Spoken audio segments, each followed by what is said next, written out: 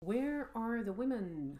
This workshop of the Workplace Pride conference at Schiphol Airport on the 28th of June 2019.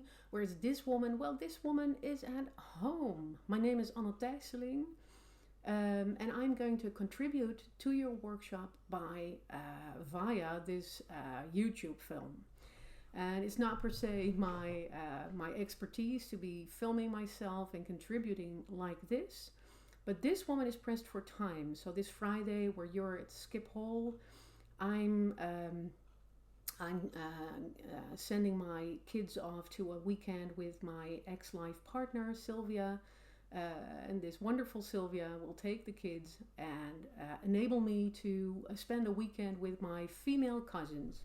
I come from a large Catholic background, and you might,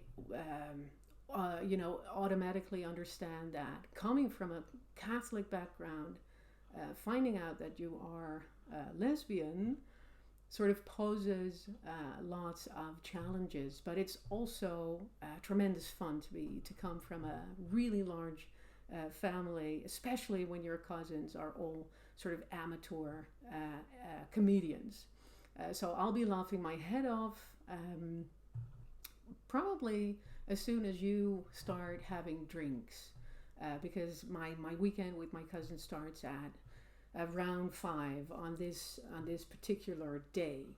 Well, this is a little bit about me, and as you see, I've positioned myself with shelves of books in the background just to reassure you that I am an academic. I'm a doctor. I wrote a PhD. This is my PhD. As you see, there's all sorts of themes right here: the well of loneliness, radical lesbians, and also guilty sex, which is my PhD on the prosecution of sex crimes in the Netherlands around the Second World War. But this is not what I was, planning to talk about with you, because we are talking about where are the women in this LGBTQI communities, on the workplace, in the workplace, etc. And this is because I'm incredibly pressed for time. My way, my creative way to contribute to your gathering, and doing it within the time span that I have. So we'll be working with paper, old school. Yeah. Okay. So let's start with the question. I think this is a question that you should be answering today. Not, to get the final answer to this question, but to just wrap your head around this question. Why is representation so important? Why is it so important? This is the big question that you'll be answering basically with this workshop. So why is representation so important? Other really big question: why is diversity so important, especially in an era where artificial intelligence is increasingly invasive in our, life? We're heading towards smart cities. It's kind of, nice when smart cars recognize people of color as human beings. This is one of the, weird examples. What happens when your project isn't that diverse, when you only use white bodies in developing smart cars. You need to stop immediately when life presents itself in front of the car. Is really helpful when people of color are recognized by these smart cars as people. Yeah, that's weird, I know, but in our times, in our society, diversity in all of our projects, on the work floor, in our, on every level where there's decision making going on, is so important to have super diversity. Because, we'll get into these questions. Next slide. So I told you I'm an academic. So let's approach it in a sort of academic way. And let's try and get sort of some perspective on the micro levels, the meso levels, and the macro levels that are important in trying to answer these questions. Yeah? Okay, are you ready? Let's start with the micro level. This is the level of actual people like you and me, actual people, breathing bodies who need to feel included. So, on the micro level, why is diversity and representation so important? It's about the basic right to exist.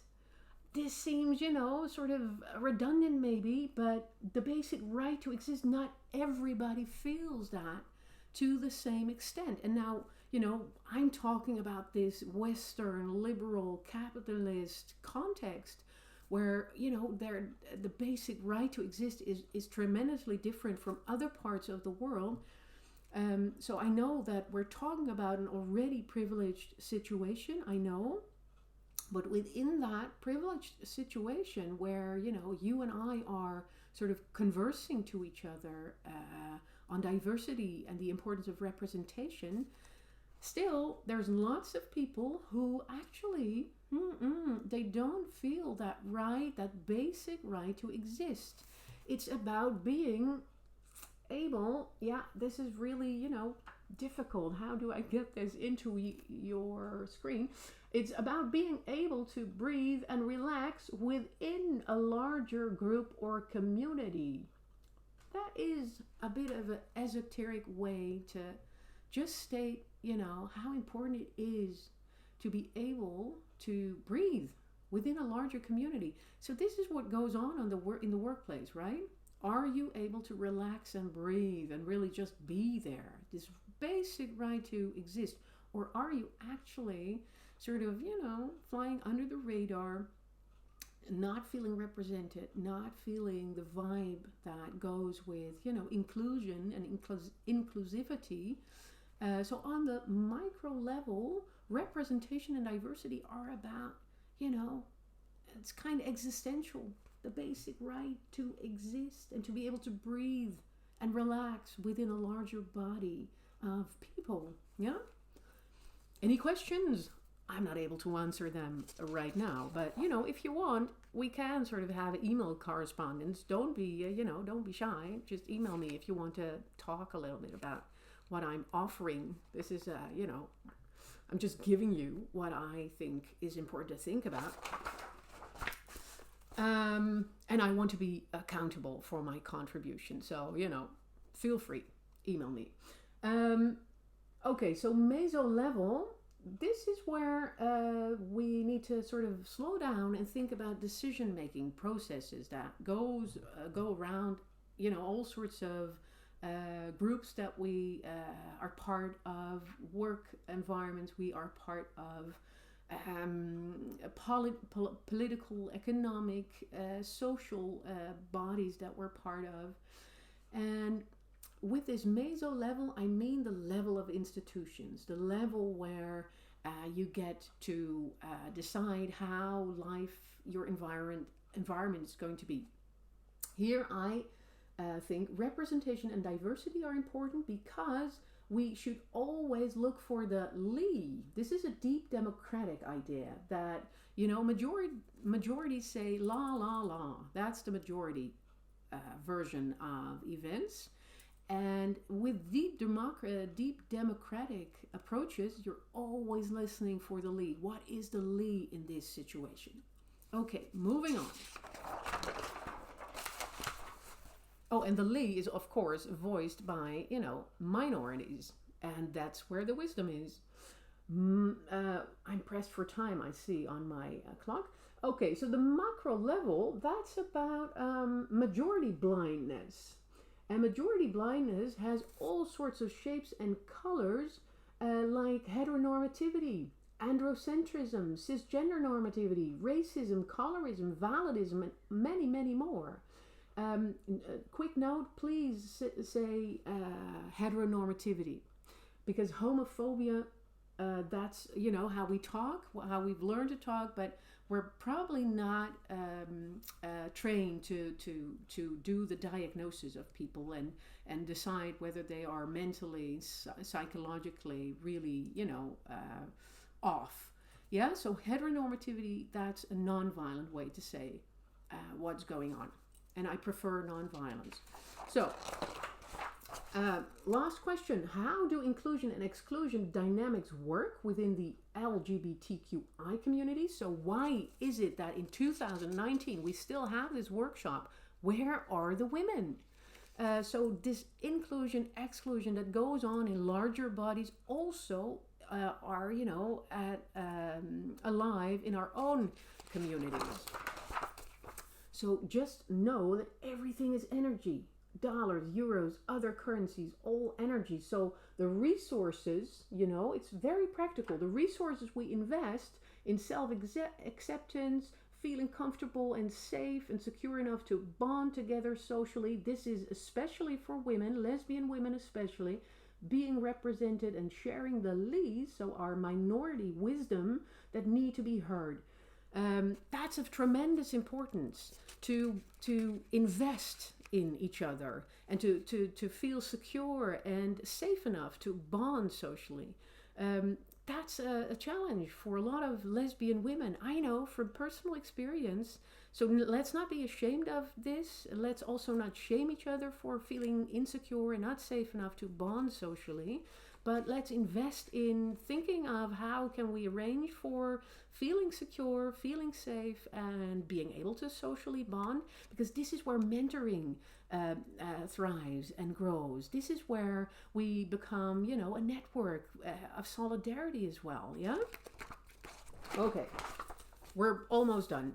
I want to end my contribution with this paradox. So on the one hand, identity politics is of tremendous importance. On the other hand, there is a danger of getting addicted to victimhood, a danger of shutting up other voices, shutting down dialogue, yeah? Because if we say, well, if you're not a lesbian, you can't talk about the challenges of lesbian women, that's not the way to go. So identity politics, tremendous importance, but let's see the backlash that comes with it as well. And let's remind ourselves of the drama triangle invented by Stephen Karpman, who said, well, it's really easy for all of us, even if you're heterosexual, even if you're a guy, whatever, it's really easy to slip into the role of a victim or a rescuer or persecutor, prosecutor, and it's really, learning by doing to be a creator instead of a victim, and a coach instead of a rescuer, and a challenger instead of a persecutor, prosecutor, yeah? So let's be aware of the backlash that also comes with identity politics. It's not easy, our job. But if we want to just, have this abundance in women available to speak at all sorts of conferences, we got to think about these kinds of questions. We got to, think about it, get our acts together. Maybe that's a bit strong to say it like that. I don't know. Let me just say that I love to be joining you live. I'm very sorry that I couldn't make it, and hope to see you. And don't be a stranger. If you want to talk or exchange ideas, just email me, I am accountable, of course, for what I contributed to the Workplace Pride Conference, Schiphol Airport, 2019.